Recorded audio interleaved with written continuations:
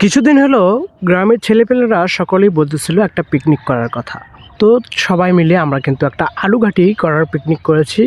আর আমরা দেখেছি যে বগুড়া জেলাতে বগুড়ার হচ্ছে বিখ্যাত আলুঘাটি।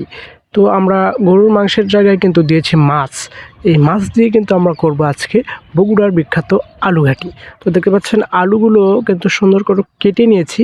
তারপরে সেই আলুগুলো কিন্তু সিদ্ধ করার জন্য আমরা কড়াই দেবো। আর এই পাশে একেবারে দেখতে পাচ্ছেন ড্যাগ ভর্তি করে কিন্তু আমরা তেল দিচ্ছি।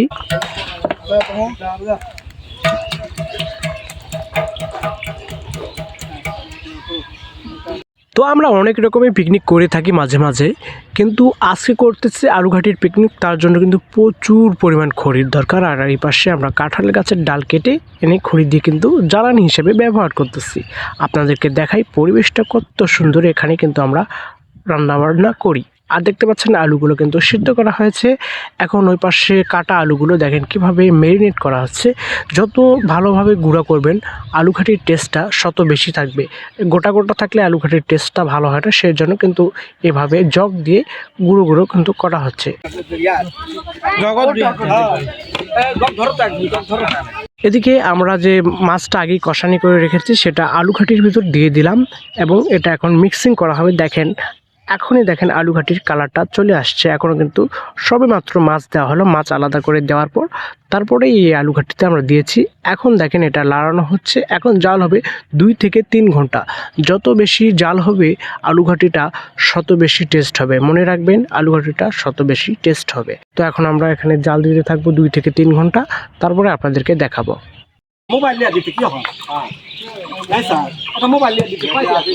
এই ম্যানেজারটাকে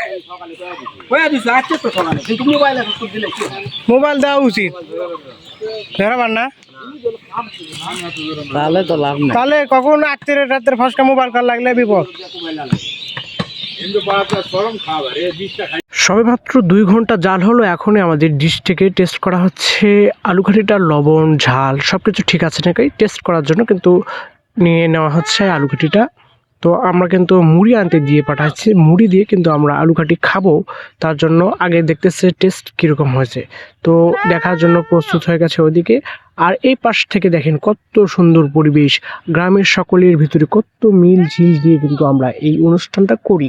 মাঝে মাঝেই আমরা এই সকল ভিডিওগুলো করে থাকি। আমাদের কত কথা বলতে বলতেই আমাদের ডেকটা চলে আসছে, মানে এক ডেক ঘাটি আমরা দুই ডেক ঘাটি করতেছি। এক ডেক অলরেডি হয়ে গেছে। দেখেন কালারটা জোস ভাই। এটা যা লাগবে না খেতে, গরম ভাত দিয়ে আলু ঘাটি, ওয়াও জোস লাগবে।